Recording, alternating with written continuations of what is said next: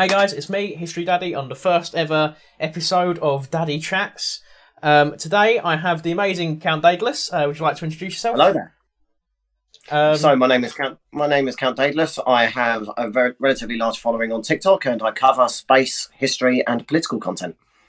Yeah. So also you're the founder of Inglib. So do you want to go into that just briefly? Well, I wouldn't say founder. I'd say it's just a silly little thing that has kind of taken off. So it basically means English liberalism. It's a parody of Ingsoc, which is the ruling party in George Orwell's 1984, and it basically stands for English liberalism. So freedom of speech, individual liberty, democracy, secularism, individual rights, and blind justice and economic freedom.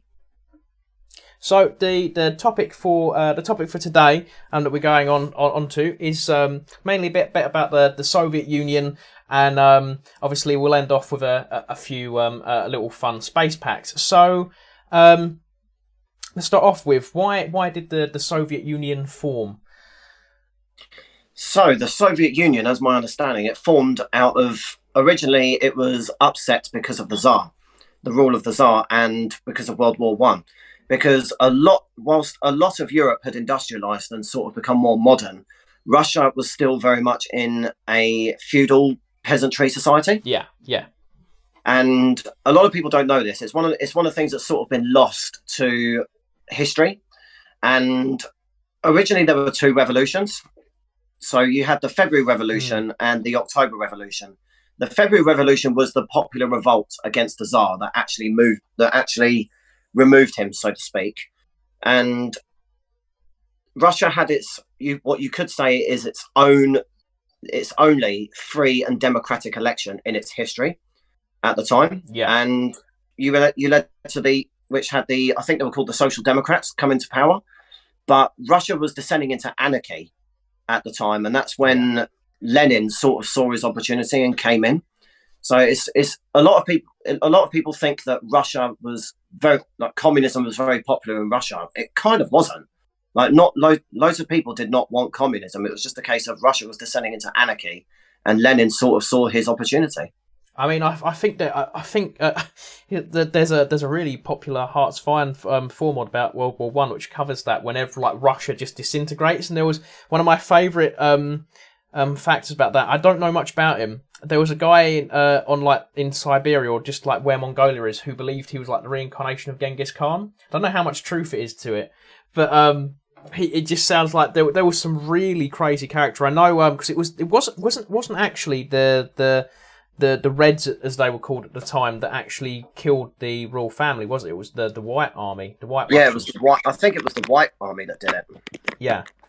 Not 100% sure though. I always thought it was the Reds, and then I heard recently that it was actually the White Russians, because the White Russians were just like nationalistic anti-monarchists. Yeah. They just didn't necessarily want democracy, but I mean, because Tsar Nicholas himself said he wasn't ready to rule, which I felt like he was the wrong ruler at the wrong time. He shouldn't have been in that position, and he then listened to the wrong.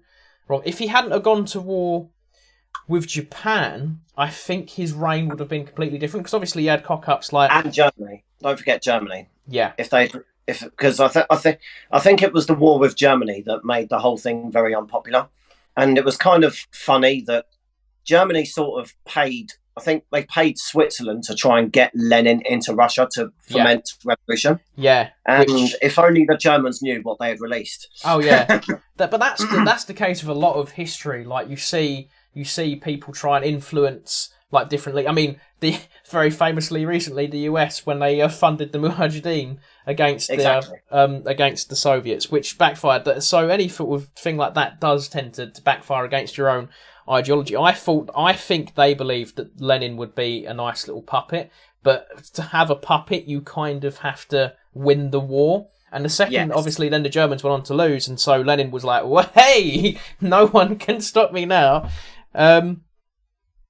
Speaking of Lenin, obviously you know a lot more about Lenin than I do. Do you want to go into like his how he came to be getting into the Soviet Union and stuff? Well, I'm not sure about his earlier times, like his earlier life, but I do know that he was exiled once or twice Yes, because of his attempts of trying to get revolution. What I do know about Lenin is what happened towards the later days of his life, which is basically after he'd been in power for a couple of years, because you compare Lenin to what he was saying like in 1914, 1915, and you compare it to when he was in power in the early 1920s, and he kind of came to the realization that socialism was kind of BS, like it wasn't really working. Like the workers were crap. It's actually really difficult to run factories. We need managers, we need engineers, we need people who actually know what they're doing. Just forcing all the landowners and the people that own factories out and then giving it to the people. It's not the best idea in the world because people don't know what they're doing. Which was something that Stalin then decided to come in and go, let's just knuckle down on it. I mean, that's how you got... Stalin just doubled down. I mean, it's probably due to the fact that what Lenin did towards the end of his life, because he had the new economic plan, which set up pretty much what China has now. So it would allow he tried to simulate a kind of a free market, but it was under the control of the government. So you were allowed private businesses and private ownership, but they were under strict management of the state. So you had to do exactly what the state was telling you to do. And it was kind of funny because he was trying to justify it, because it's not really against the socialist revolution to have markets, guys. We just need some managers. we just need managers that are quite crucially in line with the party guidelines. Convenient, isn't it? But then obviously, sadly, for the Soviet people at least, Lenin snuffed it. I still personally think that he might have been ice-picked because of that.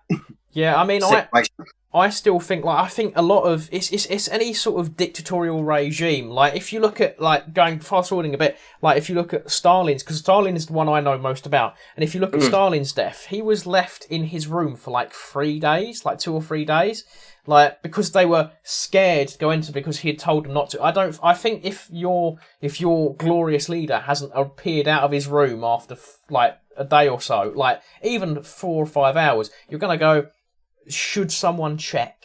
Let's just send in the paper boy. But the trouble with that, this is actually depicted in a British comedy film that came out a couple of years ago called The Death of Stalin. Yes. And it was kind of funny because obviously he has the heart attack in his room, and you sort of hear the thud from outside. There's 2 guards outside. One of them says, "Should we investigate?" And the other one just says, "Should you shut the F up before you get us both killed?" Because he would just kill you. If he was, I read something that he did supposedly try faking it a few times just to see what would happen, and every time they went in, he just had them killed, because it's like, I told you not to disturb me. He was a pretty ruthless character, Stalin. Yeah, and it also kind of backfired on him because he kind of got rid of all the good doctors because he was scared they were going to poison him. Yeah, I mean, what is it, General Zhukov? I believe General Zhukov was he's obviously still in Russia, quite a big national hero. But Stalin hated him.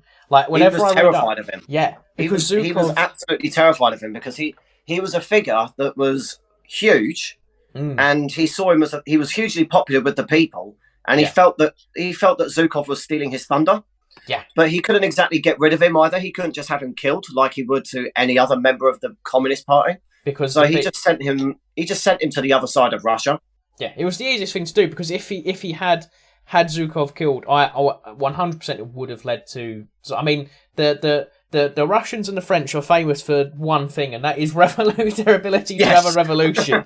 And so I think it would have gone like that. I mean, if you look at even the rise of Catherine the Great when she overthrew Peter, that's still technically a revolution because she motivated the Russian people. She did then go back. I mean, I have a slight grudge against Catherine because I went in when I did the videos on her. I went in like as a fan. I liked Catherine the Great because she did a lot for medicine. She did a lot for women's education. She was a good person.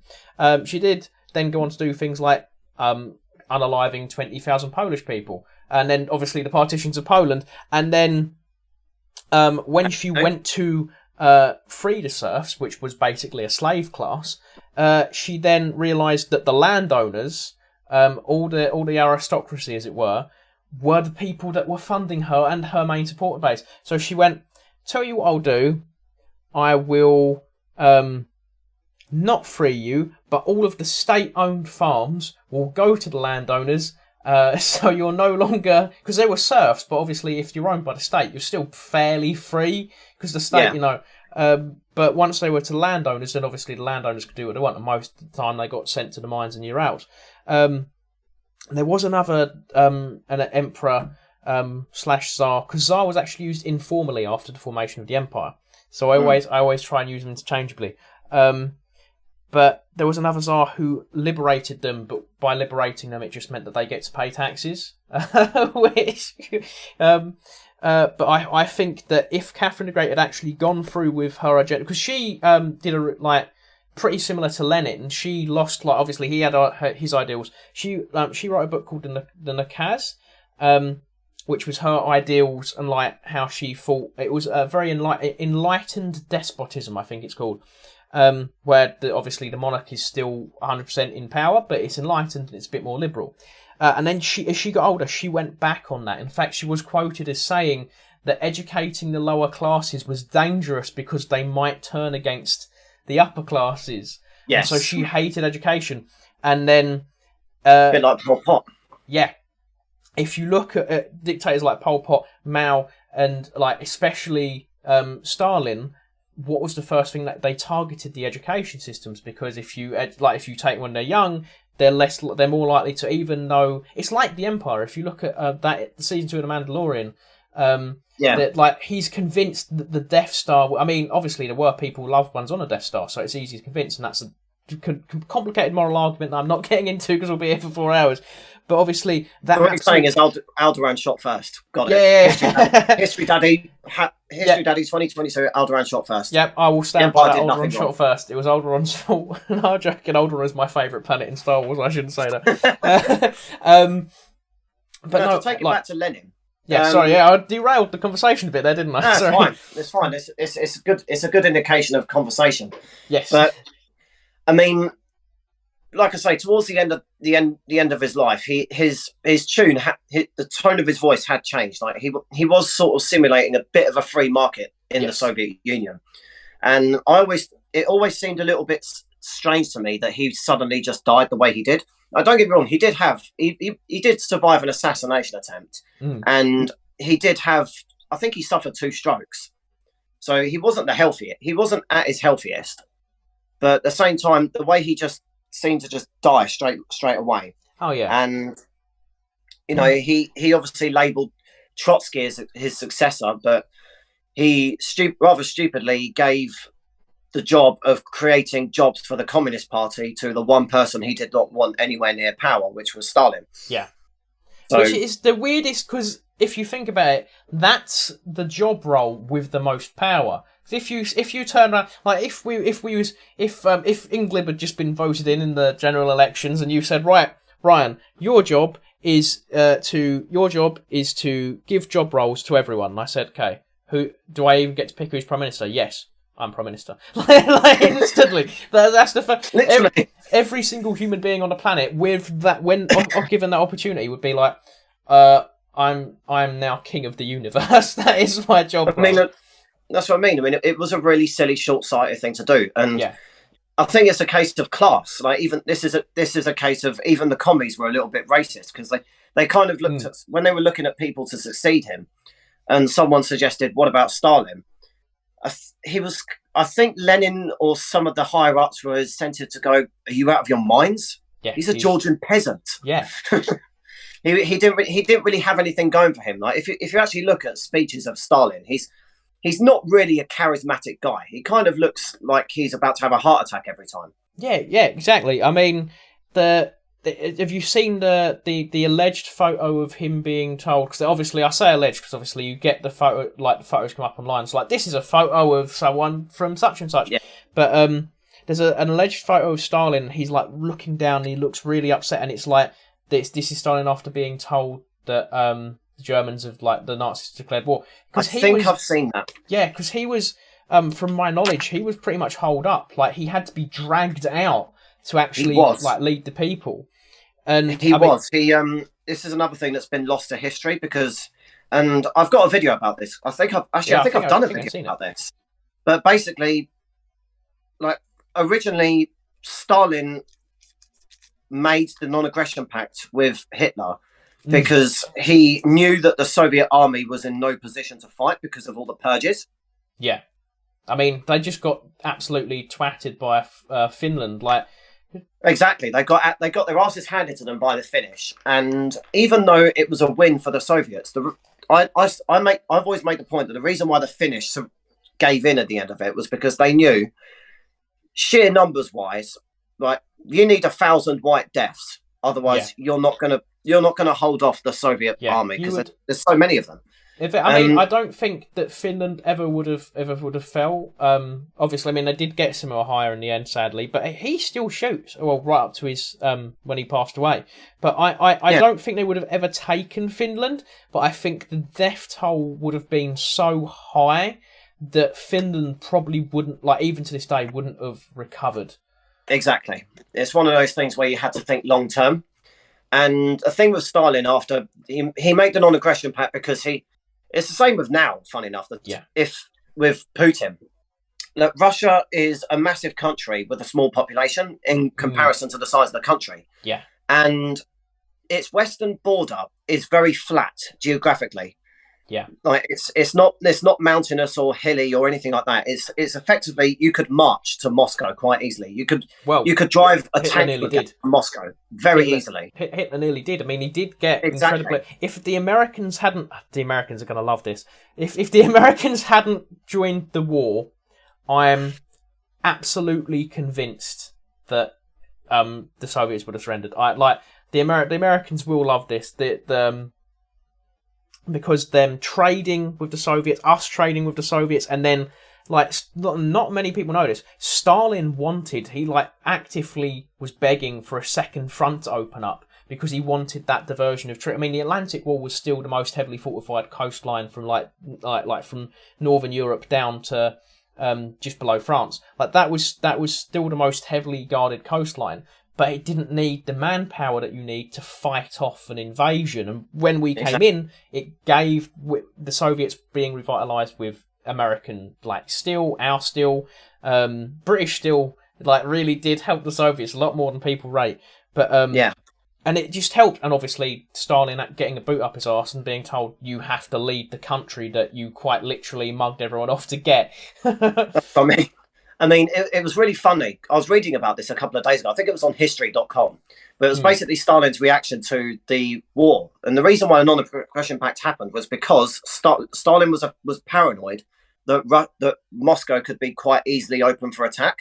Yes. And it's the same reason why Putin's been paranoid about NATO encroaching on Russia's border, because and to the Russians, it's an act of aggression. Yes. It doesn't matter who you are. But with Stalin, that's why he agreed with Hitler to carve up Poland and the rest of Eastern Europe.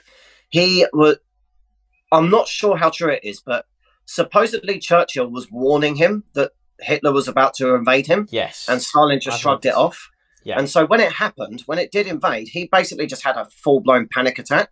And that's when he is quoted of saying, "We fucked it.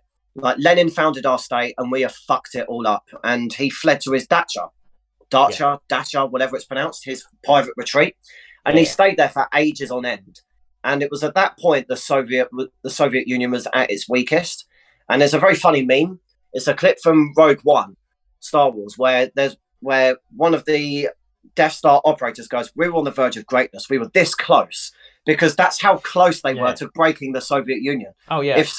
If it wasn't for the leaders, the other leaders like the Politburo and whatnot, going to Stalin and saying to him, like, "We need you, we want you to lead," because he honestly thought they were there to arrest him.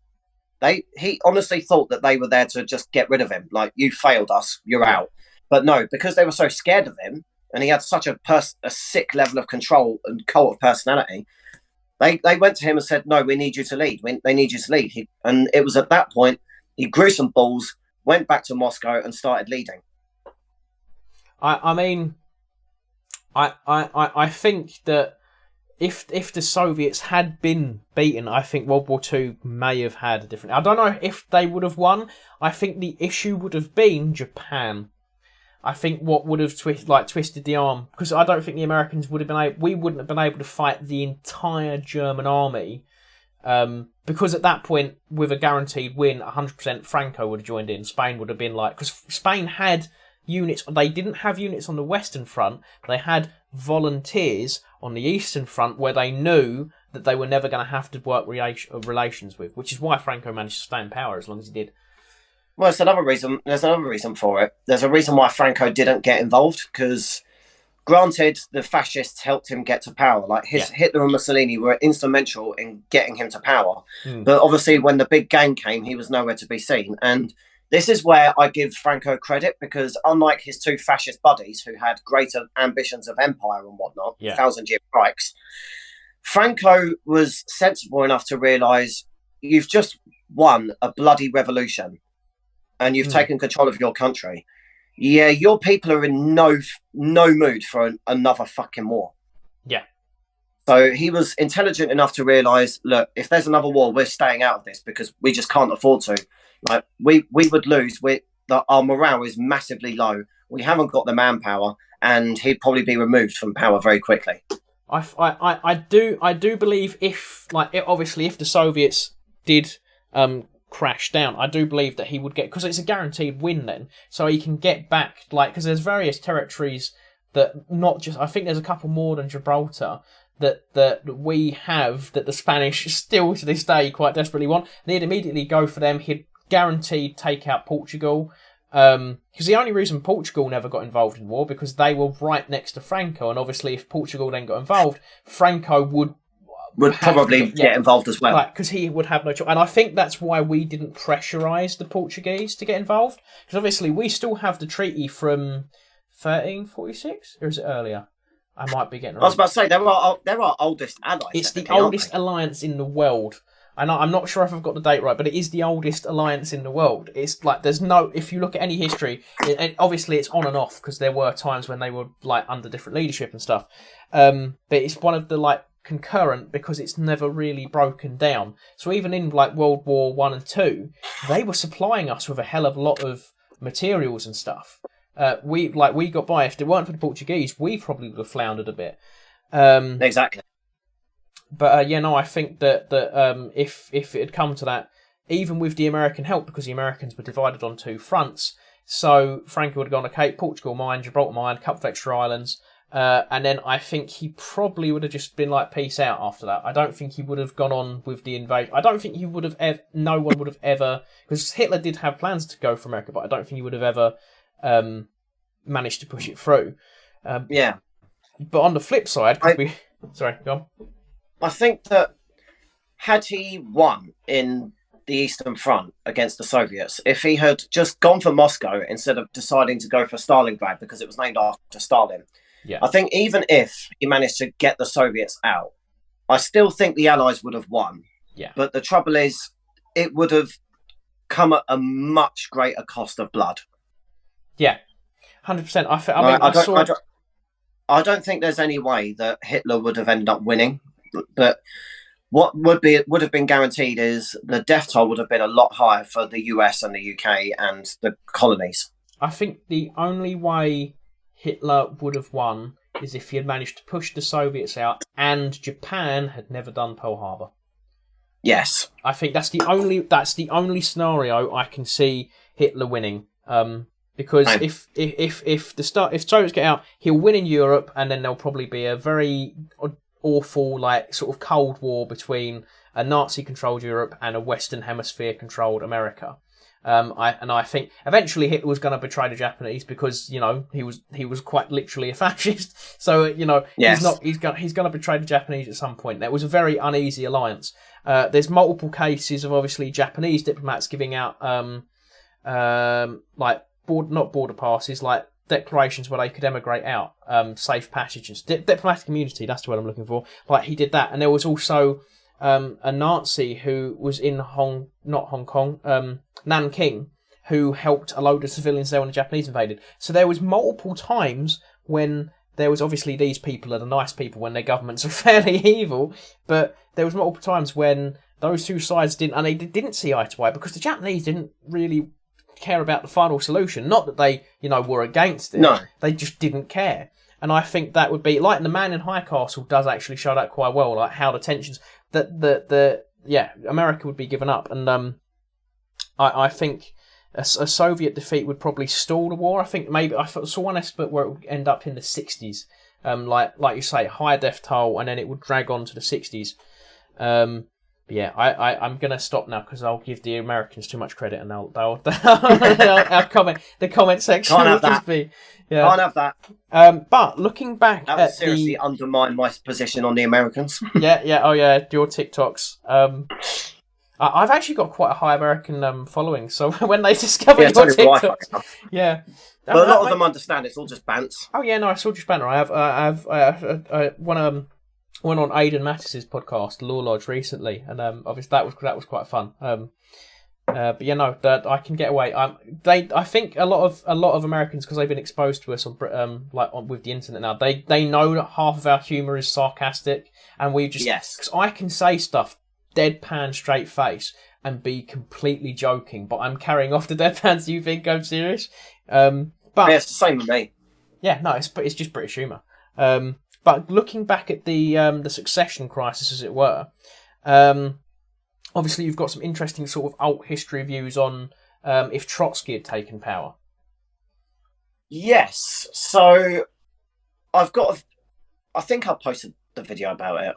If Trotsky came to, yes. But okay, good. So I'm not sure if he would have gone down the same route as Stalin with purges. So my stance on Trotsky, purely based on what we know, is if he was in charge instead, the outcomes would have been a complete 180. So where you had Stalin, things were atrocious for people living under him, but internationally it wasn't that much of a problem because he didn't do much. But Trotsky, things might have been okay somewhat at home, but internationally everyone would be shitting themselves. I mean, but then at the same time, this was the guy that was the head of the Red Army when Lenin was in charge, and Lenin was responsible for about 10 million people's deaths. I was going to say, isn't Trotsky known for committing some serious Trotsky's atrocities? He was pretty ruthless. I don't know what he has this reputation of being the more moderate candidate for the Soviet leadership. I don't understand it. That's what I always Sorry, go on. No, you go ahead. That's what I had always been whenever I look up history on the Soviets, it'll always Soviet history fans will always be but if Trotsky had got to power, everything would have been fine, and we probably would have been avoiding. Obviously, I avoid politics as much as I can, but avoiding being as political as I can.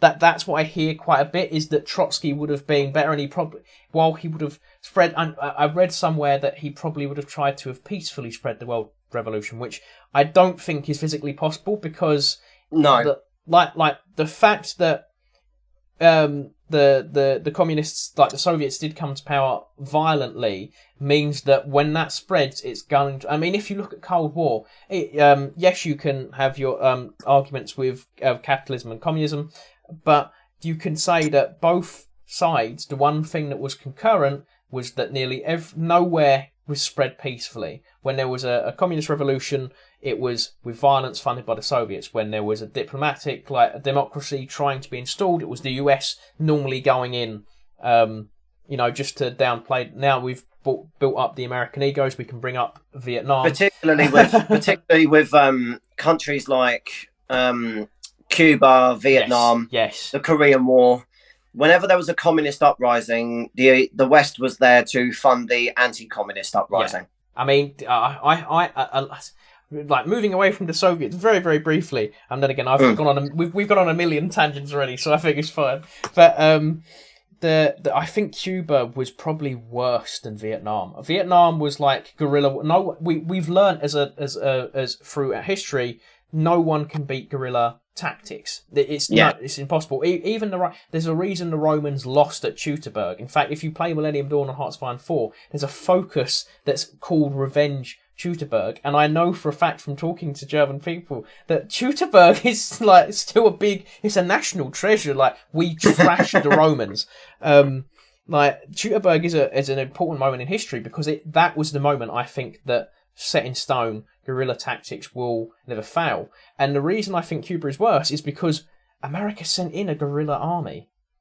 They sent in a guerrilla force and it got obliterated because they didn't one, they didn't support it, and two, that there wasn't the love from the people. The people. It was humiliation on the front of the Americans because they sent the most basic bitch army to try and fight the Cubans, and it failed. And you ended up with a communist state practically on your doorstep, where your people loved to go on holidays to.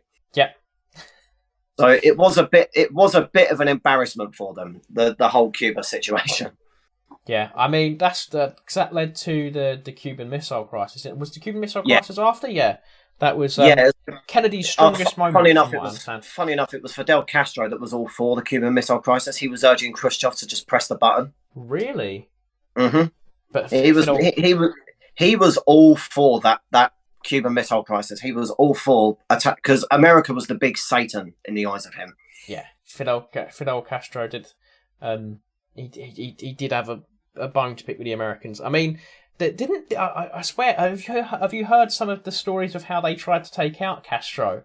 Like my favourite one is like when they wanted to because he liked to dive, and they wanted to put a shiny shell at the bottom of the ocean. I think it was either going to be explosive or it was going to be laced with poison. And I'm like, there were a lot of failed attempts at taking him out. To be fair, I mean, I obviously disavow everything Castro did. I don't think he did much good at all.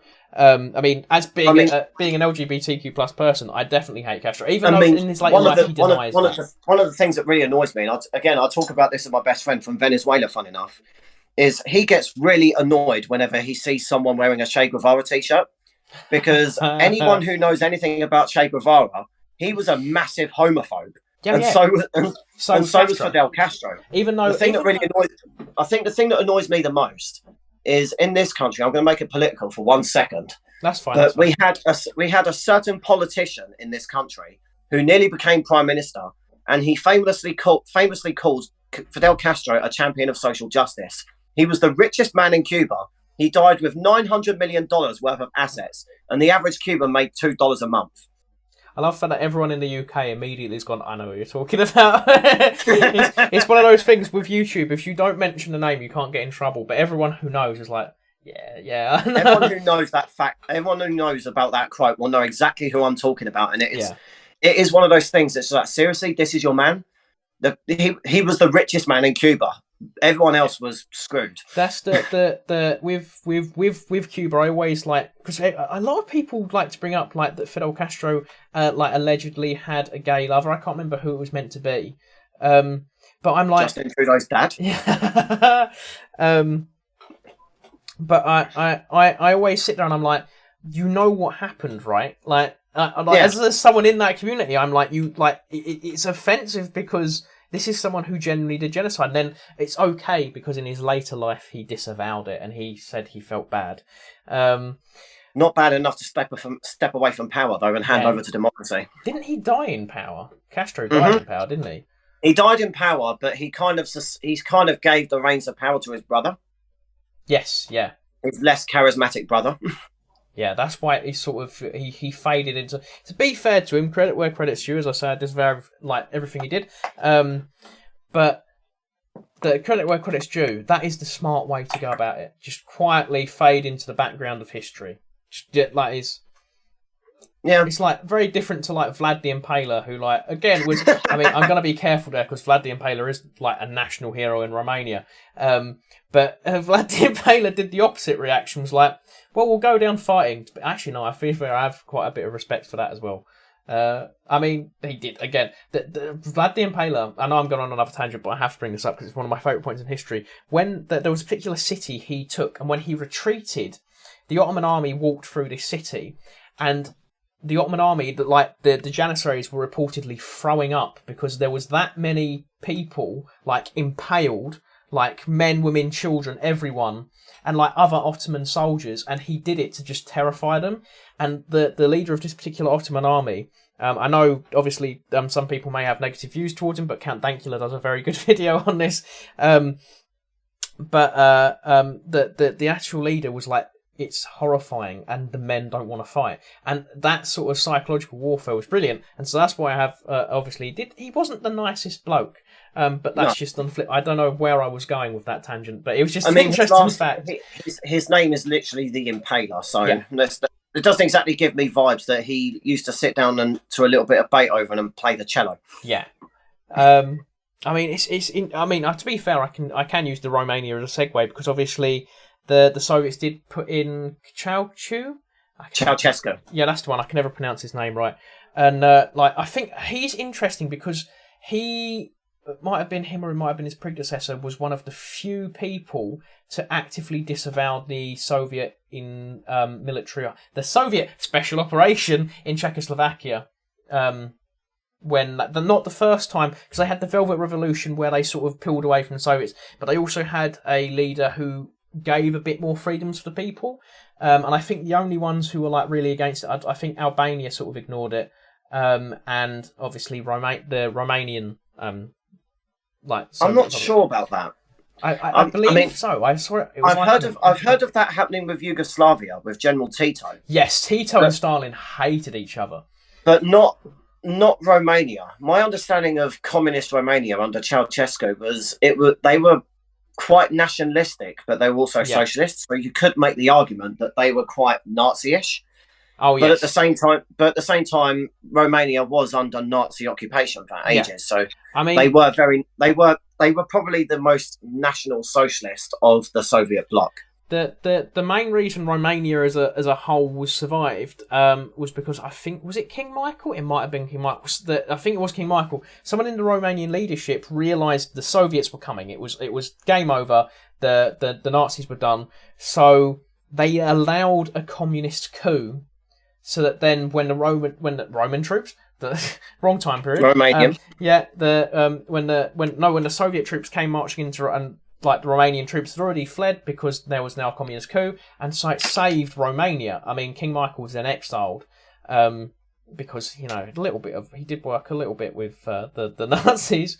Yes, but that's why it kept that very nationalistic stance, which is why Romania, I think, didn't. Yeah, no, as far as I know, they didn't get in. They were one of the only countries that didn't get involved with the that was in that Eastern Bloc, because Tito and Yugoslavia was its own thing.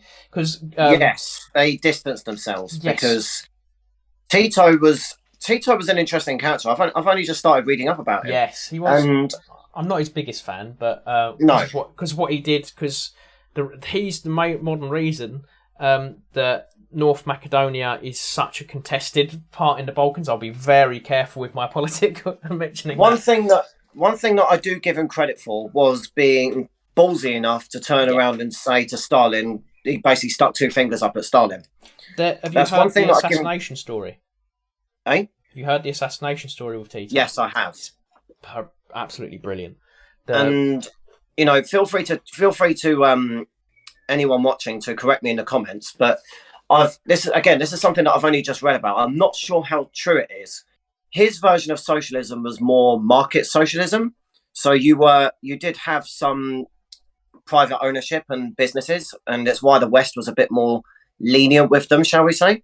Yes. And another thing I found out was that, again, I don't know how true this is, but apparently the League of Communists of Yugoslavia were a little bit more open to criticism of things the government did so that they could reform. Yeah, I mean... Again, I'm not sure how true that is. Tito is... The way I would put it, and there's so many Tito fanboys that I know do watch my YouTube. I don't know any. I've never seen any Tito fans. He's very much similar to Cromwell, where a lot of people hate him, but the people who like him are like die-hard fans. So the only good thing I know about Tito is obviously the assassination story, when they're related, because their main contention was Greece. They really wanted to control. Tito wanted overall power of communism in Greece, which then would have like quite a few revolutions. Modern Greek history is very complicated.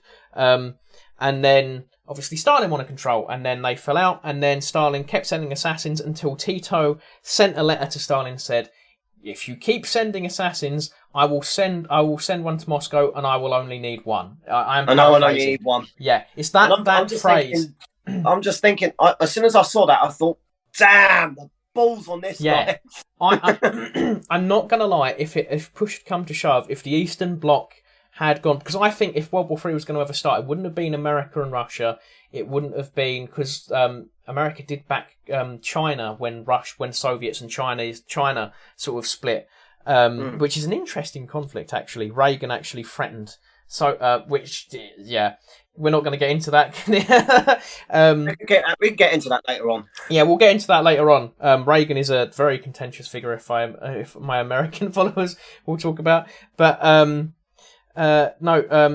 think that the main cause of World War III, if it was going to come from anywhere, would have been Tito and Stalin. Because if Tito would have just turned around to the West and be like, well, who do you want to win, me or Stalin? And obviously we all would have turned around and gone, well, Tito. There's a reason that when Churchill was looking for people to support in Yugoslavia, we pulled our support from the nationalists and we gave it to the Tito, because he was the one who could organise. And to his credit, Tito could organise Yugoslavia. There was one thing that he did, and I only discovered this recently because I've been playing Call of War with a few people on Discord, which is this World War II strategy game. Yeah. And I took on the role of Yugoslavia because why not? Yeah. And I've actually created a bit of a Yugoslavic empire. I've taken over most of Eastern Europe with Yugoslavia. But anyway, I decided to listen to the communist Yugoslavia national anthem because I was just interested in what it sounded like. Does it sound as epic as the Soviet one? And I was looking in the comments, and the amount of Slavic people commenting, saying how much they miss Yugoslavia, and they were talking about the various Slavic states and how there was like a brotherhood between them. Yeah, and it did seem like Tito was able to unite them in a way. Like there was almost like a brotherhood between them. It was kind of strange. Tito, Tito. It wasn't so obviously. A lot of people know the idea of Pan-Slavism, which is like unity amongst all Slavic people, which is the idea of one gigantic nation stretching from the Balkans to like the eastern edge of Siberia, which actually has come to prominence, if I understand correctly, in Poland a bit more recently. But so Tito didn't necessarily do that. He did create a sort of uniformity, not really through communism, and that it shows because it stayed when Yugoslavia became a republic and it had democratic elections. That sort of unity was you were Yugoslav. You helped your brother. But that fell down a bit. Obviously with the Serbian bottle incident and stuff like that.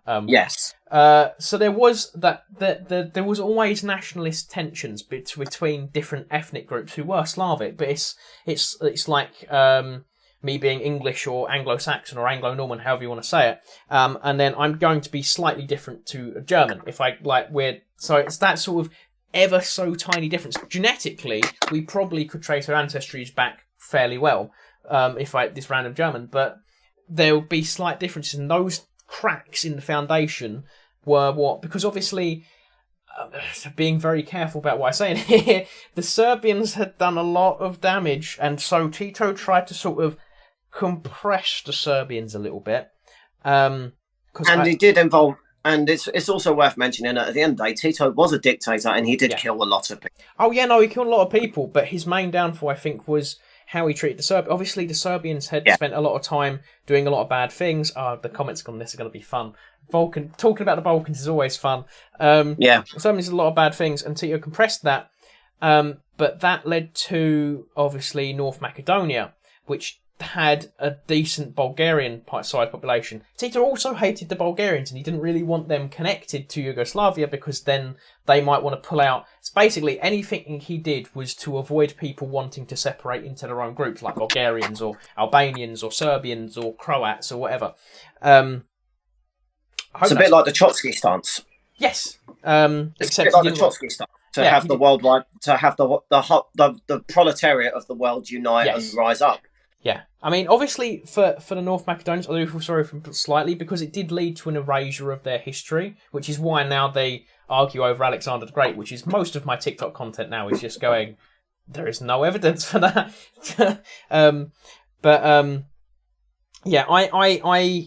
Tito is a figure where I look at and I have respect for his ability to lead, but I also obviously again disavow 98% because he did. He's one of those figures. He did do good stuff. He did have he wanted to keep Yugoslavia together, but that does it make him a nice person? No, he was still greedy, power hungry.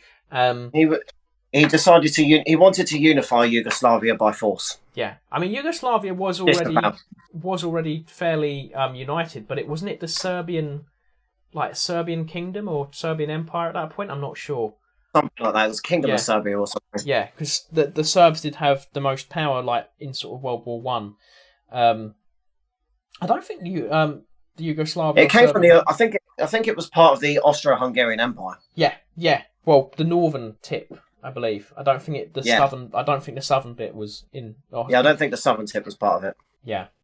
Just the tip. Sorry, it was there. Anyways, moving back because we've sort of geographically steadily moved back to the Soviets. Yeah, I mean we were talking about Trotsky. Yeah, and that's one. I do find the Trotsky fanboyism a little bit disturbing. I mean, when it was a couple of years ago now when it was the 100-year anniversary since the Soviet Revolution, and it's one of those things that is. It was completely whitewashed by redwashed basically by the BBC with just basically pro-communist propaganda almost. And the whole thing was that Lenin and Trotsky had their heart in the right place. And if it just hadn't been for Stalin, like Stalin was the bad guy, Lenin and Trotsky were the people that just cared about everyone else. And Trotsky was, for a lack of a better term, he was a lot like Austrian moustached man, but for communism rather than Aryan, because in his philosophy you were either red or dead. Yeah, his entire thing was he wanted the Soviet Union to be the powerhouse of communism, and it was going to influence communist revolutions all over the world, and it was going to use all of its power to do that. Which is interesting, because if you look at like Marx's original idea was, I don't know if you've ever played the Hearts of Iron 4 mod Kaiserreich. I haven't played Hearts of Iron at all, but I do get told I need to play it. Yes, it's right up. That's perfect for you. But by the time this video comes out, I'll have probably started playing it. So yeah, you'll lose hours, weeks of your life to it. But the like Marx's original plan was for like the UK, France, and places like that to be where the communist revolution kicked off. So there is I don't think that even though Trotsky would be expansionist, I think his plans would almost certainly fail because one of the big reasons Marx wanted the industrial powerhouses to have those revolutions was so that they had the ability to spread the revolution, whereas Soviet Russia just wouldn't have, because it would have forged an unholy alliance between the Nazis and the Western powers, and like even I do think that a lot of people do roll their eyes up at me when I say that, but I honestly put it down to the fact that, and people like to deny it as much as possible, but unfortunately it's true. A lot of the things that led to the rise of fascism in Europe was the fear of communism. Yeah. Like people just did not want it, and they ended up so much so that they were willing to give their faith to dictators like Franco, Mussolini, and Hitler. Yeah. Even though, and again, it's a controversial topic, but in the 1930s, it was unquestionable fact that fascism did morph from socialism. It did originate from socialism. Mussolini was, in fact, a journalist in his early days, and he was a member of the Italian Socialist Party. Yeah. It's one of those Rocky. We're on a knife edge there from YouTube. YouTube is currently looking at this video going, sorry, demonetized. This is bad. Copyright strike. Sorry, YouTube, but it's an unquestionable fact. It is a fact. Mussolini did start off with very socialist, and fascism did come from that. I mean, from my understanding, I watched a YouTuber called Wendy Goon, and he did like the political compass thing, and my understanding of fascism is socialism, but for one group of people. Like everyone else gets kicked, and then Nazism is just the extreme form of that. I may be wrong there. I'd say that's quite true. I mean, the argument I've always used is fascism is more supremacy based on ultra tradition, ultra nationalism, and ultra racial. It comes down to supremacy of one man, essentially, and the people that he likes. Whereas communism is more supremacy based on class. Yeah. It comes down to class more than fascism divides you based on race, and communism divides you based on class. Yeah, no. I suppose that's a fair way of looking. I mean, they were both. I might get some heat for this. This is the most political take you'll ever hear me say. But they're both extremist. They're both extremist ideologies. Oh yeah, they are. They're extreme authoritarianism, and I keep on saying to communists. I say to one of them that I know, I don't give a damn about what the theory says. There's a theory that the Earth is flat and that the Earth is the center of the center of the universe. And we have taken that theory and put it into practice to see what the result was. Oh, would you look at that? The Earth is not the center of the universe, and it's not round.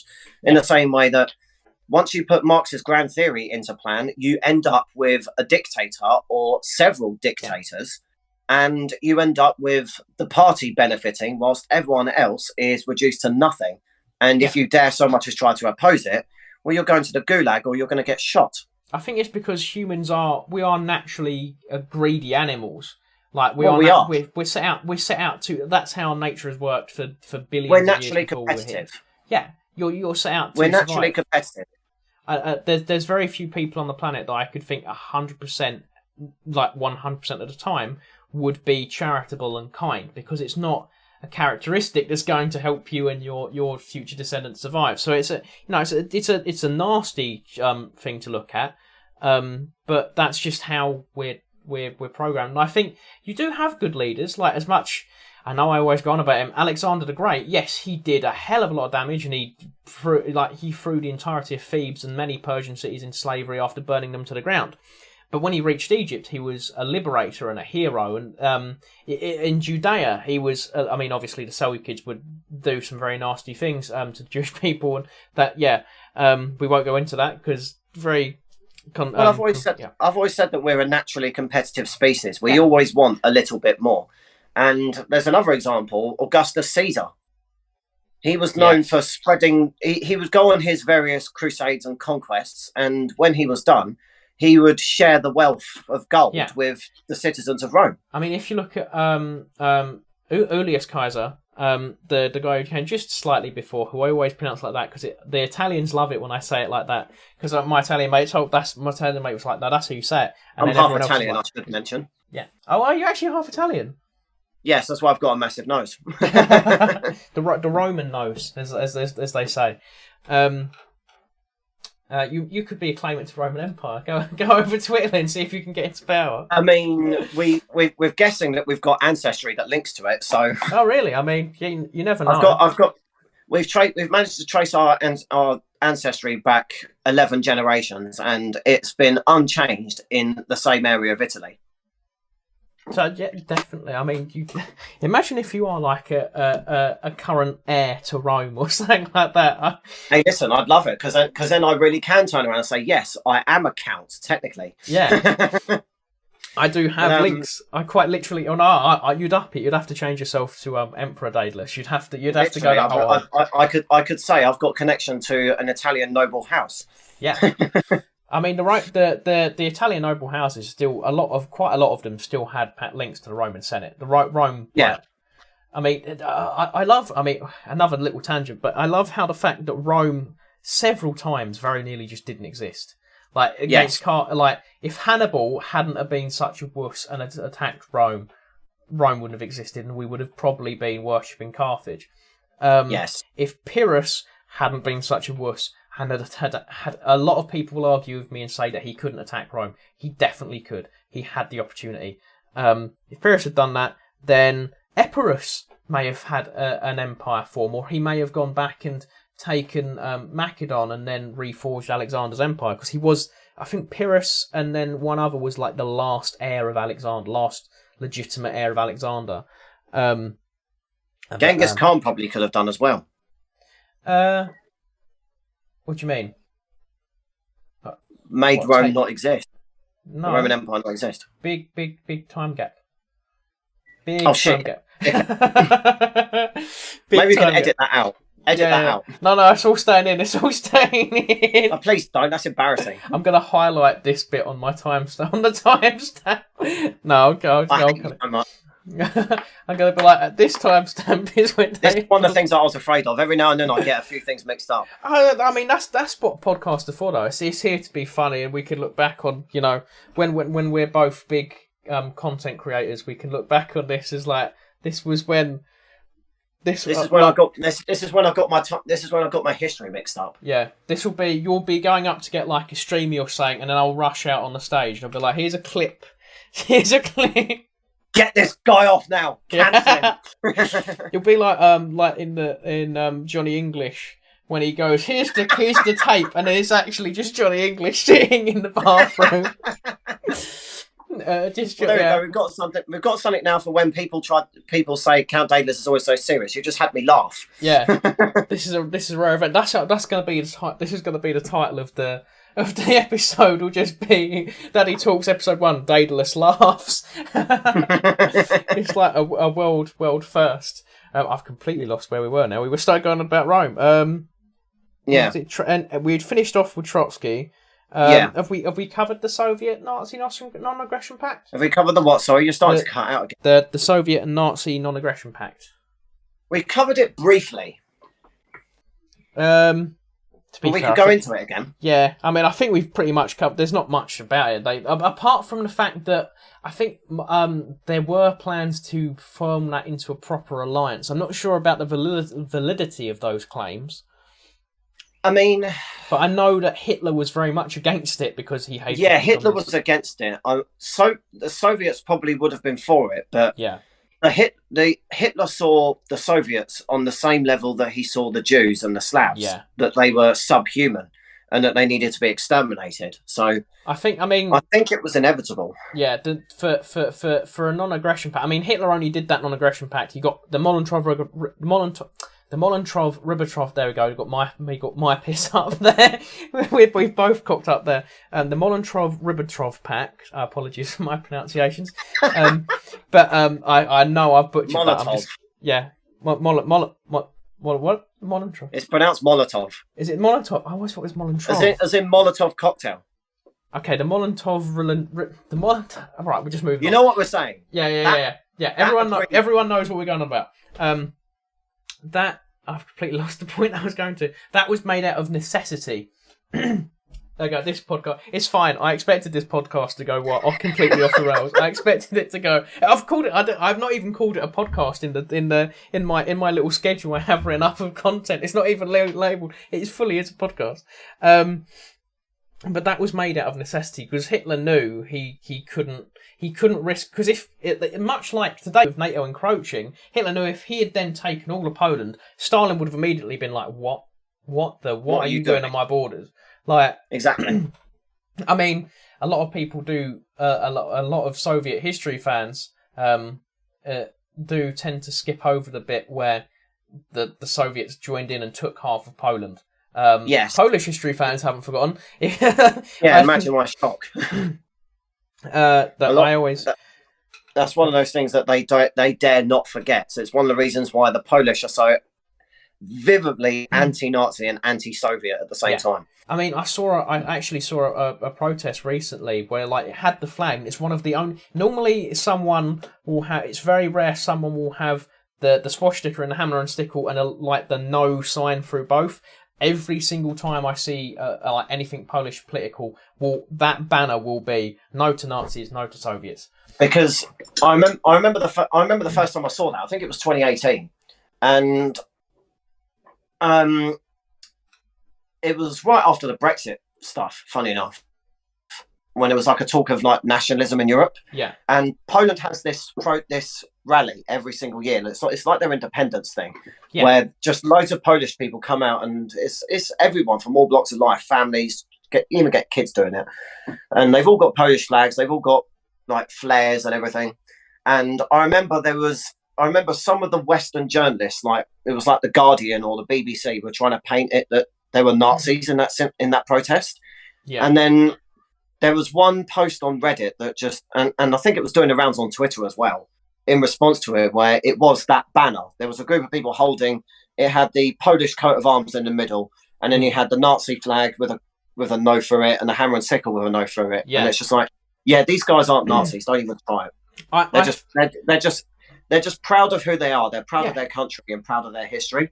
And these people don't understand the difference. How can you be pro your country and pro your people and proud of your history without being a Nazi? Yeah. I mean, I think the Polish people are absolutely remarkable. I mean, at one point they had one of the largest empires to ever exist inside Europe.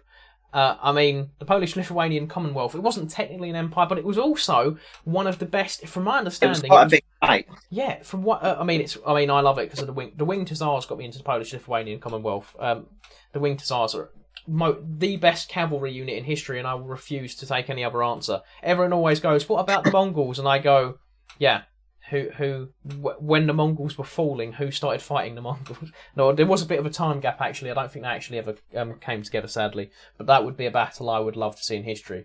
I'm glad I'm not the only person that's getting the Mongols mixed up with things. That's believing. There's the Mongols are our curse, and we shouldn't mention them. Do you know what it is? It's the constant talk. It's the constant bringing up of the Mongols recently.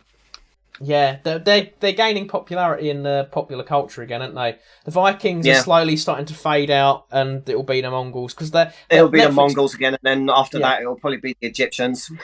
Yeah, I mean, it annoys me so much. The Normans. It annoys me so much that we don't look at the history of we could look at the history of Nubia. Because no one ever acknowledges that, but a big chunk of Egyptian history relies on Nubia, or what was it? The Kingdom of Kush, as it was called back then, I believe. We don't look at China. China has a rich imperial history. We don't look at Japan, apart from that one Netflix documentary which Metatron came out and was like, I'm debunking most of it was so cool in that documentary when they're like sliding the sword to clean it, and he's like, in real life, when you've got someone's guts hanging off, you're not going to decorate your nice shiny armour in the guts by going like that. How are you even cleaning it? And I was like, okay, fair enough. I will accept because you have the actual history degree and I do not. Yeah, China's got a history that goes back thousands and thousands of years. Their history predates. I think their history predates the Old Testament. And China was one of the founders because it was the five centers of civilization. You had was it three? No, three centers of civilization. I'm not sure. You have Mesopotamia, which is most people know it, the Middle East. Then you've obviously got Central and South America. And then you have China, and there might be, I think there's another two, but I can't remember where they were. No, pardon me. And so there was the Chinese history goes so far back. I mean, they spent a hell of a lot of time killing each other and destroying those documents, but so did we. If the Romans destroyed a hell of a lot of stuff, which is why we don't know a lot. Hashtag never forget the burning of. Everyone destroyed a hell of a load of stuff when you actually look into it. I think I read somewhere that we actually only have 1% of our history actually recorded. 1% of human history. Well, it wouldn't surprise me. I mean, you've got to remember a large chunk of that would be the 300,000 years where we were running around in our underpants. Yes. That's going to be vastly undocumented. Yeah. Although I'm guessing there must be somewhere with oral traditions, because if you look at it, mythologies came from somewhere. So if those oral traditions came down, at some point, if you trace those stories back, someone somewhere is going to be like, that dragon is going to turn out to be a Komodo dragon somewhere. I do love. I mean, dragons were definitely just dinosaur bones, but I do love the fact that the dragon is universal in every culture around the globe. If you go anywhere on the planet, you will find some form of a dragon or a serpent. And you'll know what a dragon is as well, regardless of where you go in the world. If you were to draw a dragon, people would recognise it. People would know exactly that's a dragon. Yeah. Yeah, even because obviously Chinese dragons don't have wings, but if you look at I think the Aztecs had giant snakes and stuff, so they would immediately clock. But the facial features are going to be the same, so you're going to be oh yeah, dragon. which is interesting. I like the fact that we have really gone off the rails. This is what I wanted from this podcast. This is the proper off the rails, but like, we've gone from talking about the Soviets to dragons. Dragons. Literally dragons. That's the title of the podcast: Soviets to dragons, or just literally dragons. What's the other one? I don't know if we should cover the Holodomor, if we'll get like taken down if we cover the Holodomor. That's a bit topical. My knowledge of the Holodomor and how it came about is very, very limited. Yeah, same for me. I know that the Ukrainian farmers did something that Stalin didn't necessarily like, and he sort of starved them out. I know. It was they were labelled like Cossacks or something like that, or kulaks. The Cossacks, like that. Yeah, no, he didn't like the Cossacks. The idea was they were rich peasants or something, and they weren't conforming to collectivization of land. I think we'll skim over that, because I don't want to. If we go into something we're not too knowledgeable about, that's when we're gonna get people in the comments going, "Well, actually." I hate that. Those two phrases is when I see that in the comments, like, actually, oh no, it's the worst. I think we've pretty much gone over everything. Effects of the Soviet Union in modern times, which we're currently living through the effects. Although, to be fair, I would say I would argue that the events in Ukraine are more. I could probably go back to Catherine the Great, because like cities like Odessa were founded by her with the explicit intention. Because there's a reason that there's a in southern Ukraine, I think especially Crimea, there's a Greek population in there, because she wanted to reinstate the Byzantine Empire. She wanted to reinstate Eastern Rome, because it was another Orthodox nation, and obviously Russia, being pretty much the only Orthodox Christian nation, was feeling a bit lonely during the late 18th and 19th centuries. So she actually planned, I think it was her second grandson Constantine she planned to place. The Austrians messed up and they pulled out. That I've actually got a 3-part video on that. You can go and check it out. There is something that I wanted to mention when I saw that this was going to be a topic: the effects of the Soviet Union. Yeah. Are you aware of an ex-KGB agent that fled the Soviet Union to the United States called Yuri Bezmenov? I've heard the name.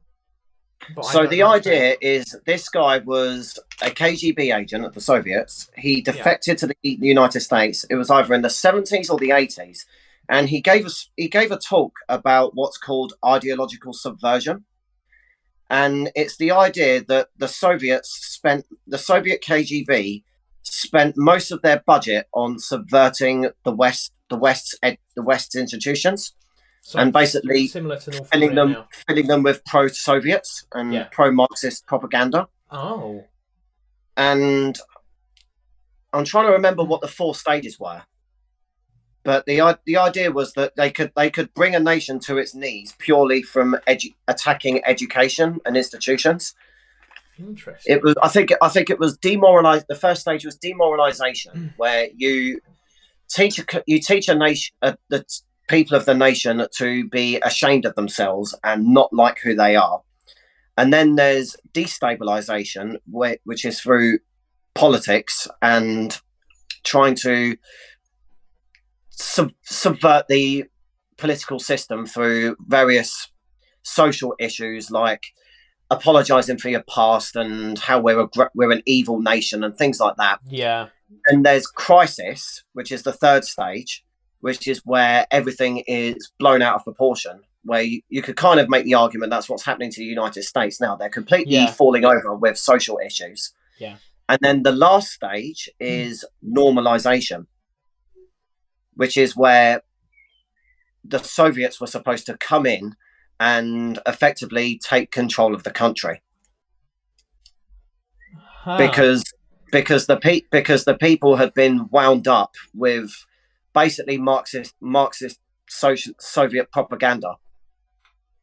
That's interesting. I'm not gonna... Yeah, it's for those who haven't seen it, it's called Yuri Bezmenov Ideological Subversion. If you all know how it's spelt, Yuri Bezmenov.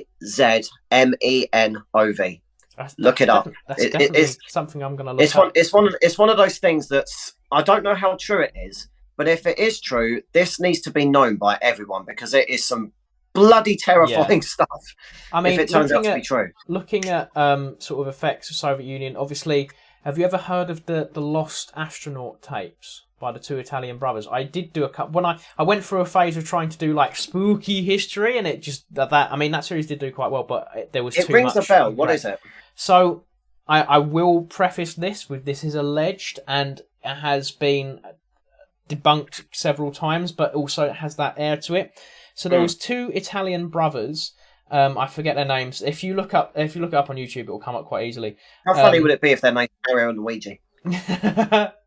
That brings me back to Assassin's Creed when you meet Mario for the first time. I love that scene when Ezio's just riding along. Don't you remember me? It's me, Mario. And I was like, I get the reference. I get, dude. That's a good one, Ubisoft. And then everything went downhill after Revelations. No, I'm joking. Assassin's Creed 3 fans, I know you're out there. It was after Black Flag, we'll say. Although I did like Syndicate. What's the thing with these two astronauts? It was 6 o'clock. 6 o'clock now. I should probably get to this. Start wrapping up.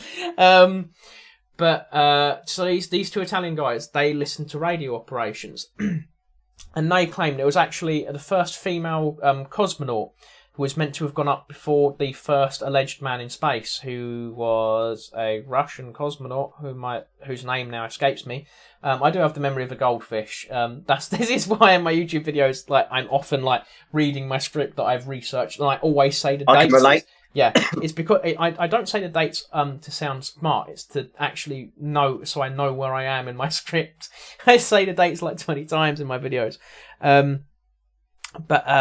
Anyways, Dave found this voice footage of her re-entering the atmosphere and like crying because she's going to die, and reporting that the temperature's coming and asking for like help from command. And you just hear the Soviet command going like, "Niet," like they're just like not helping her at all. Which, if it's true, quite horrific. A way to go out, I'd imagine. Just like burning up on re-entry. If it is true, I can't believe I'm going to give the Soviets some credit. But if it is true, there's not a lot they could have really done about it, when you think about it. I mean, I wouldn't say that's giving the Soviets credit. That's just giving them benefit of the doubt. If you're entering the atmosphere and you're burning up, there isn't really much anyone can do about it. Well, the theory behind it, because obviously we've uncovered a lot more about the Soviet space program now, is that the workmanship was so shoddy that the capsules weren't designed. It wasn't designed to bring her back. And obviously they then covered it up, because you can't really go to the Americans, haha, we got someone in space! They are dead, though. And the Americans are going to be like, well, okay, we've got the first person to successfully... Although I think the Soviets did end up getting the first woman in space, but there was a lot in World War II. There was a lot of women who did fight for the Soviets. And I don't think a lot of people be like, look how equal, like, for pro-feminism that is. And I'm like, it's more of a manpower thing and a propaganda thing. A lot of those women, the reason we know so much about them is because the Soviet propaganda machine, like, credit where credit's due, was perfect. The Soviets had the best propaganda machine in history. It was a case of, sorry, feminists, but I'm going to crash your worldview. Unfortunately, it's got nothing to do with gender equality in the Soviet Union. It's the fact that the Soviets needed the manpower to fight. Yeah. Can you wield a gun? Manpower. Yes. It was literally a case of, can you wield a gun? Yes. Get to the front lines. Yeah. There was one woman who bought a tank. There was one woman who bought a tank, like, because her husband died, and so she was like, I want to fight, I'm buying a tank. And they sort of Captain America'd her for a while, and they just sort of used her for propaganda. And then she was like, I'm going to start shooting people unless you send me to the front. And she got sent to the front in her tank, which she taught herself to drive. These women were hard off, but they were being used for ideological and manpower purposes by leadership. The women themselves, all power to them, strong independent women. I mean, if that's true, fair play to them. I mean, the Americans had Captain America, the Soviets had Comrade Babushka, clearly. Yeah, Comrade Babushka. I would read that comic book. As long as it was, Yeah, as long as it wasn't made by Disney, because we all know how well the Black Widow film went. Hey, no spoilers. I haven't seen it yet. Have you? Still. Really? This bit you get.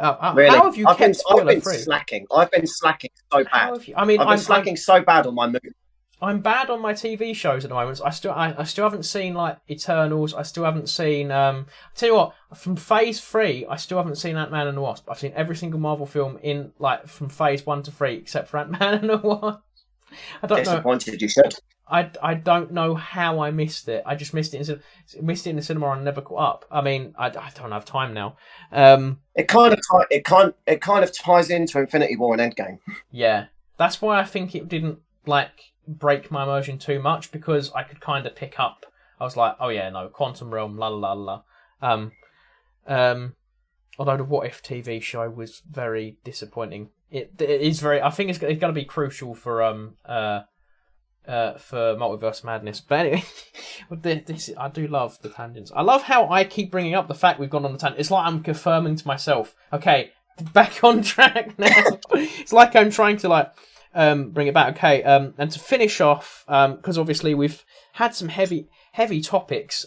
We've gone over pretty much a history of homophobia, genocide, and warfare and bloodshed so far. I think we've kept it lighthearted enough, fun. Let's do some fun space facts, because that's your other area of expertise. In fact, you was doing a video recently about neutrinos or something. The stars that like shoot out jets. Magnetars, yeah. What's the difference between them and pulsars? Because I thought like pulsars. So they're more or less the same thing.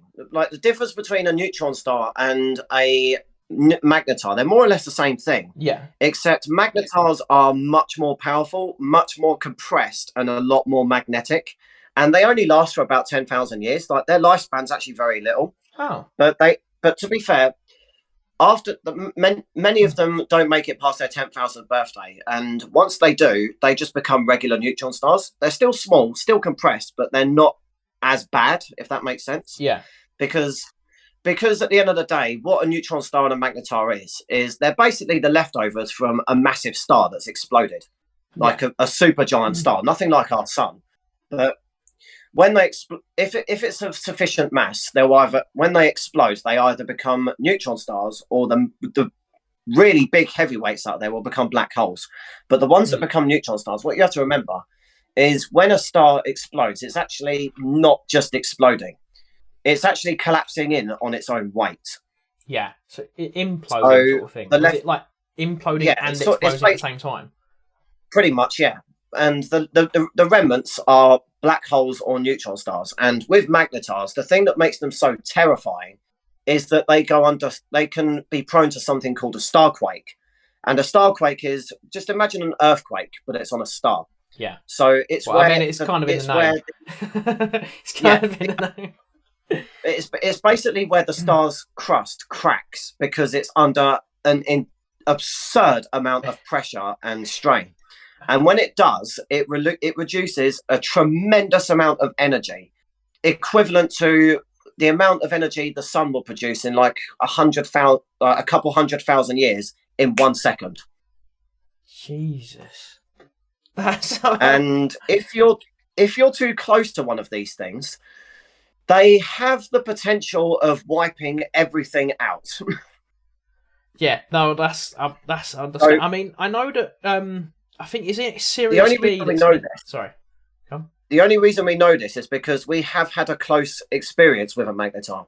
Have we? I recently was when I did the video, I was researching it because I read two different things. One said it was about the same instance where in the early 2000s we had some energy from a starquake had actually reached Earth, but the source of it.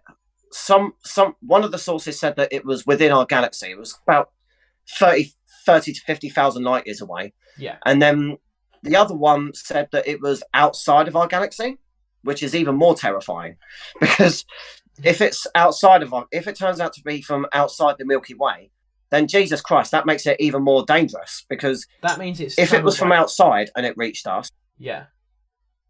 Like that means that it was able to do some damage to us from outside of our galaxy. What the hell's going to happen to one from inside our galaxy? Yeah, because I mean, people. It took me a long time to appreciate the sheer distance of like nothingness between galaxies. Like maybe a few rogue planets who have been ejected. Like quadrillions of miles of absolutely naff all. And this actually came up a couple of days ago when I did a video about galaxy collisions with the Andromeda Galaxy and the Milky Way. Yes, yeah. Because a lot of people were asking me, when that collision does happen, quick history lesson, by the way. Basically, there's a huge galaxy in the sky. It's called Andromeda. You can actually see it from the Earth if you know where to look. And it's on a collision course with our galaxy, the Milky Way, and they will collide in about 3 to 5 billion years. Yeah. And one of the most popular questions was, would we get hit by a star coming from Andromeda? Chances are very, very unlikely because of the sheer space between stars. Like the chances are so slim.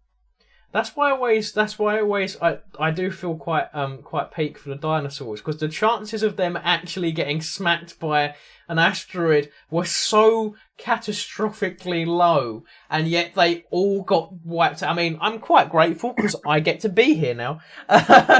Yeah. But you know, dinosaurs' loss is my win. But there was an actual interesting theory recently I read that they now believe that an asteroid is what wiped out a large portion of the megafauna during the end of the last ice age, which I think is interesting, and I think is also a scapegoat because, let's be realistic, we probably hunted the mammoth and the mastodon to extinction. Yeah, we probably did. We probably did. We probably had more of a role to play on that than an asteroid would. I mean, yeah. I would say yes, the chances of asteroid impacts are quite low and you feel bad for the dinosaurs, but it's actually more common than people think. Oh, really? Like we're actually hit by things on a daily basis. The trouble is they're so small that they don't even reach the ground. But every now and then you do get one or two that are pretty massive and will do a lot of damage. For example, there's a massive crater in the middle of Arizona. It's called Meteor Crater. It's bloody huge. It's a tourist attraction. Yeah. And it happened a couple 100,000 years ago. And it was nowhere near as big as the Chicxulub crater, which is the one that wiped out the dinosaurs, but it was still pretty severe to the fact that it probably wiped out most of life in that area of the world. Wow. I mean, we get meteor showers on a regular basis, and that is a prime example of we do get hit by things. The Earth does have quite a lot of craters. We just don't people just don't really know about them. I mean, I know of quite a few of them. I think we're quite lucky, and obviously the moon is decked out with craters, but I think we're quite lucky in the fact that the moon is sort of a planetary shield.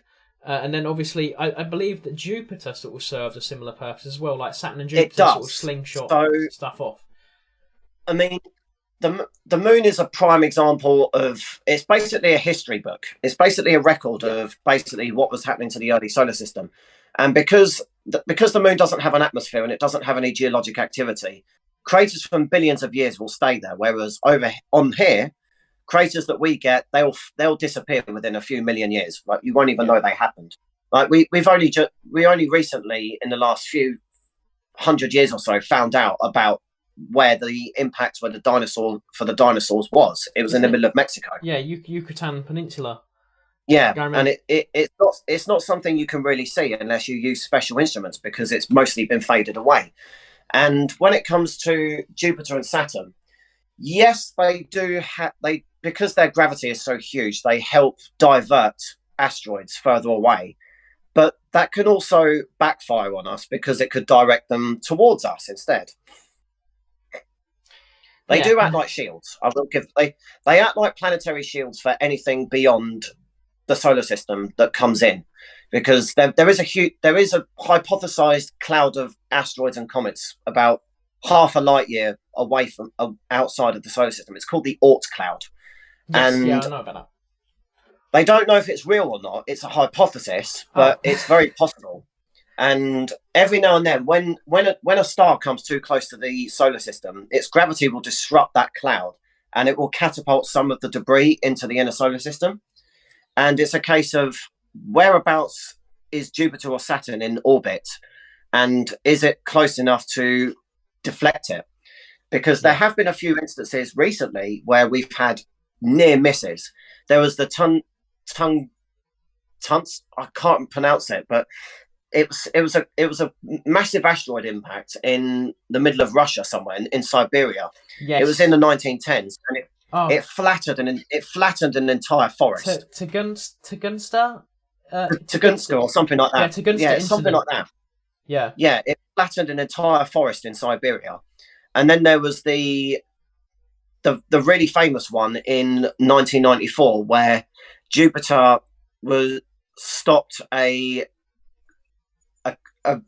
trail of 12 asteroid fragments. It might have been a bit longer, but basically there was this comet that they thought had been captured by Jupiter's gravity, right? Because it was orbiting it, but then it came too close to it and it got broken up into loads of tiny little fragments. It's basically shrapnel. It was called Shoemaker-Levy 9, and in 1994. All of these fragments smashed straight into it, and it's documented. There's some bloody terrifying videos of it as well, because there was one particular impact where the mark that it left in Jupiter's atmosphere, it was bigger than Earth. The size of this comet? The size of the impact, the impact mark that it had left, because it was moving at such a rapid speed. But sure, because I thought you couldn't get down past Jupiter's atmosphere because it was too dense. It exploded, and it must have exploded in the upper atmosphere, but the mark that it left from that explosion covered a hole bigger than the entire planet. So that's how powerful the force was that it was hitting it with. So if it had smacked us, we probably wouldn't have done. We would be gone. Yeah. We would have been wiped out from just one of those fragments. Never mind the other 12. That's like that's like those videos you see of when they reverse the moon and it's coming towards the Earth. They freak me out. I don't like those ones. They freak me out as well. It's like, don't do that. Yeah, that mental image. I've had full on night. I do suffer a little bit with night terrors, and I have had full on night terrors of just looking up, and I'm like, oh, hello, giant planet in the sky. I tell you what, have you ever done that thing where you there's another one as well. Sorry, go on. Yeah, there's been other near misses as well. There was a I think it was 2013. There was an asteroid about the size of a bus that exploded above a Russian town, and it shattered all the windows. And it was I remember them saying it was so bright that it actually temporarily was brighter than the sun. I've seen the when video. It exploded. In Russia, they've all got car dash cams, and I've seen the footage of that, and it's terrifying. I mean, I know that I believe it was the ancient Egyptians or maybe the Babylonians who recorded the second sun in the sky, and they reckon that I think it's Sirius B. They reckon will go supernova and it'll be bright enough to see in the daytime. I think you're thinking of Beetlejuice. Yeah, I knew there was a B in there somewhere. This is my Mongol Empire. This is my Mongol Empire moment. This is. It's Orion's shoulder. Yeah, it's Orion's shoulder. It's a massive star that if it was to replace the sun, its surface would extend up to the orbit of Jupiter. It's bloody huge, this thing. Jesus, I noticed. Isn't there stars bigger than that as well? Yeah, there is. The biggest one extends to practically Saturn's orbit. It's true. So even Saturn would be fried pretty much. Saturn would be New Mercury. Some of these things are just truly mind-boggling in their size. But yeah, there was another one in New Zealand. I saw this clip where someone was just driving in the middle of the night, and all of a sudden the sky just lit up bright blue, and it was this massive meteor that just shot right across the sky, and it obviously blew up somewhere high in the atmosphere. Nothing happened. It didn't even no windows were broken or anything. But the speed this thing was moving, if it had just been a couple more degrees further down and that had hit, it could have caused a shed load of damage. Oh yeah, no. I mean, New Zealand's only a little place as well. Exactly, and this is the last one. I think it was last year, but there's a town near me called Milton Keynes, and it must have been about 3 o'clock in the morning. But there was a massive meteor that exploded high up in the atmosphere, and again, it was one of those. It was coming so quickly that it's just a good thing that it blew up in the atmosphere rather than hitting us. So these things are actually quite common. I mean, that's what the atmosphere is for, if you think about it. Is to try and stop the atmosphere is really good at the atmosphere is really good at protecting us. So it's not just Jupiter and Saturn. Sometimes they can sabotage us. yeah. If Jupiter's in a bad mood, aren't we due a solar storm, or has that already passed? I know we're due a solar storm recently. Yeah, there's one. There was a massive coronal mass ejection, which is a massive solar eruption, and I think we're in the blast radius. We're in the blast field of it. But I don't know if it's here yet or not. We'll know when it's here because we'll get Aurora Borealis on Australis. Yeah, which I'm not sure if it's here yet. I remember watching a documentary on that, and it was like, and if we ever have a really bad one, we'll get the Aurora Borealis, and then everything will stop. And it's like got videos of planes falling out of the sky, and I'm like, it was, when Discovery, History Channel, and Animal Planet all went through that phase of like, and here's what would happen if an asteroid hit New York, and it was like everything was doom and gloom, and the black holes are going to come into the solar system. I was terrified by those as a kid. I was like, everything in space wants to kill us. Honestly, I can honestly say I'm so glad that I've only just learned about magnetars, because I remember when I first learned about black holes, I was shitting myself for a good few nights. Terrified of these things. I'm just glad that I did not know magnetars were a thing at that age, because then I really would be terrified. Because at least with a black hole, and I said this recently, at least with a black hole, you kind of know it's coming. But magnetars, you have no idea what's going to happen until it hits you, and it's a split second and you're gone. See, for me, I had a similar thing with the black holes, where it was it was a full documentary on how we would escape a black hole, and it was like, and the worst thing about a black hole is we wouldn't detect it until it was in our solar system, and I'm like, sorry, and then it went into the science of how we can hardly. That's BS. Yeah, obviously now we could. I know we've detected a lot of them now. Because we've got images of black holes, haven't we? Is it? Oh, okay. I think that was probably History Channel. I will say one thing about black holes. We would, if one did enter our solar system, we would have an idea that something wasn't right. Like the number of rogue comets and asteroids would suddenly go up, and a lot of things would start changing. A lot of things would start seeming a little bit strange. I mean, one thing that I did say to people, that if you were to replace the sun with a black hole right now, not much of a change. Like, it would stay exactly the same as it is now. Get very but cold. It would take 8 minutes for us to realise. Yeah, get very cold. Yeah. Surely we'd fall into the black hole though if the sun was replaced. No, that's a common thing that's misunderstood. So, what people are afraid of with black holes is the point of no return, which is called the event horizon. Yeah, and it depends on the size of the black hole, and it depends on its mass. A typical stellar black hole, if that replaced the sun now, you could be on Mercury and you'd be fine. It's when you pass that point of no return, which is relatively close to it. You have to be quite close to it, but if you're at a distance, if it was where the sun is now and you were on Mercury, you'd be sweet, you'd be fine. But it's near the surface. That's where the point of no return is. That's where nothing can escape. That's where the gravity becomes so strong that you can't escape. But it's not a case of, if there's a black hole at the edge of our solar system, we're screwed, right? There could be one chilling at the edge of our solar system and we'd be fine. It's when it starts moving closer to us, that's when it becomes a problem. Yeah, that's when we start getting nervous. I mean, I've got to ask it because it's one of the greatest questions I think in science is hit me. Where do you think the black holes go? What's at the other side? Is it just like a 0 point? Is it just compressed to finite? There is no. I hate to burst people's bubbles, but there is nothing. It's people think that because it's a hole, it's got an exit. No. A black hole is just a body with extreme amounts of gravity. There is nothing on the other side. Squished to nothingness. You'll just be squished to nothing. That's it. There is no other side. You don't come out in an alternate universe. All these silly little clickbait articles that are coming out saying what's at the end of a black hole. Interstellar. Interstellar and all of that. Yeah, it's all complete BS. You just get crushed into oblivion. That's like it's the equivalent of what happens if you go to the center of Jupiter. Do you end up in a parallel universe? It's like, no, you just get fried to death. Yeah.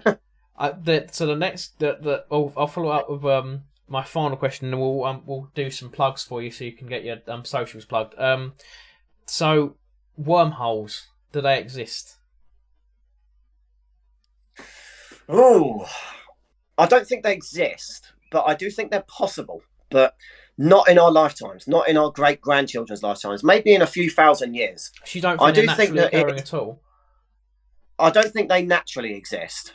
I haven't seen any evidence that they naturally exist, but I think that,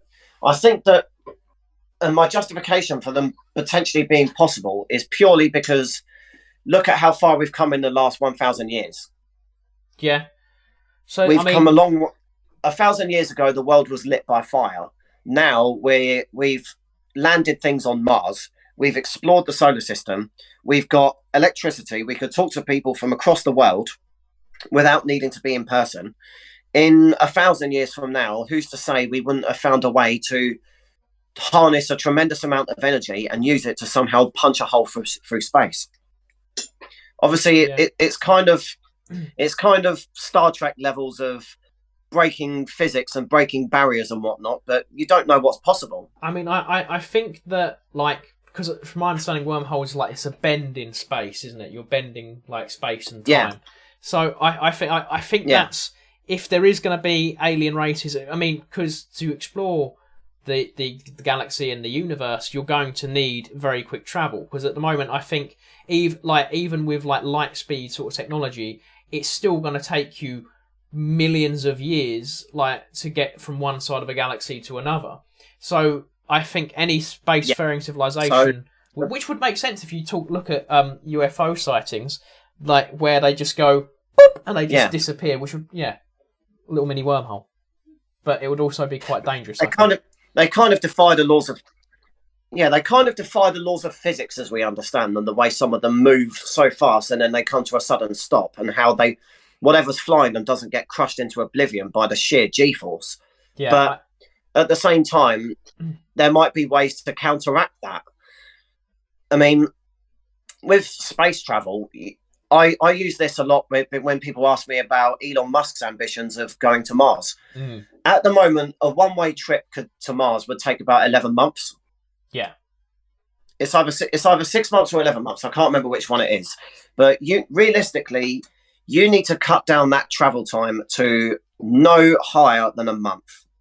Because that's a big ask. It's a big ask, but at the end of the day, you can't spend 11 months in space in a small little box, completely exposed to all the harsh radiation from space. It's incredibly dangerous. Like I say, 11 months is a long time to spend in space. And to get to the nearest star, even if you went at the speed of light, it would take you 4 years. Yeah. Which we're very far away from. Yeah, if you want to go from star to star, you need faster than light travel, which I don't know or think is possible. But again, we didn't think landing on the moon was possible.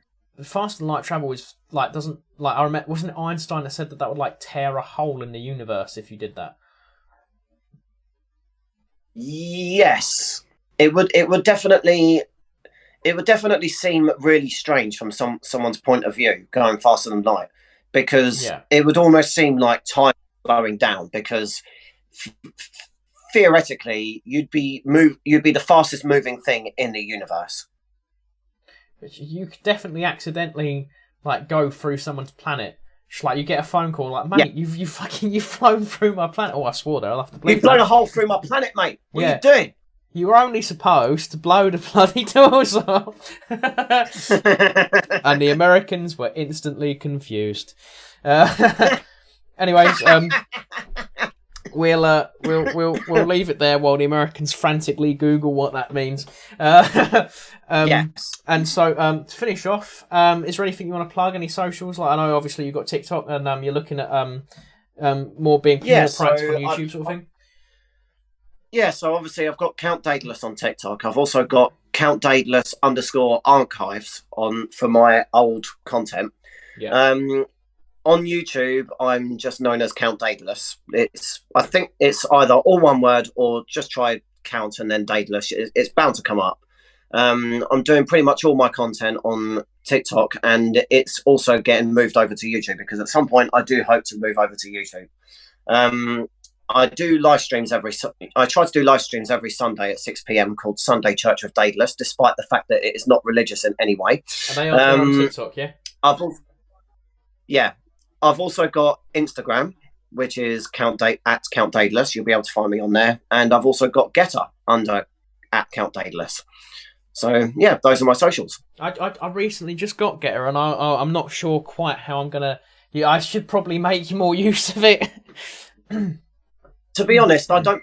It was one of those things that I started using when I lost my first TikTok account. But then once I moved over, once a Reddit was made for me, which also exists by the way, there's a Reddit called Church of Daedalus, but it doesn't really get used that much.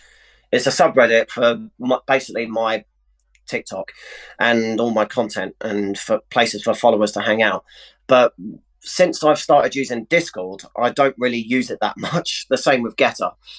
I've kind of embraced Instagram and Discord, but yeah. Okay, that's all groovy. Thank you for coming on. Yeah, and this is the Thank first you for having episode. me. Yeah, it's been an honour. It's been an absolute pleasure. But this is the grand first episode of Daddy Chats. We'll see how this is received. I think we've definitely gone on over that hour time limit we said. Yeah. But that's the sign of a good conversation. Anyways, yeah, no, exactly. I hope to have you back, and let's say cheerio to everyone. Bye bye everyone. See you later, people.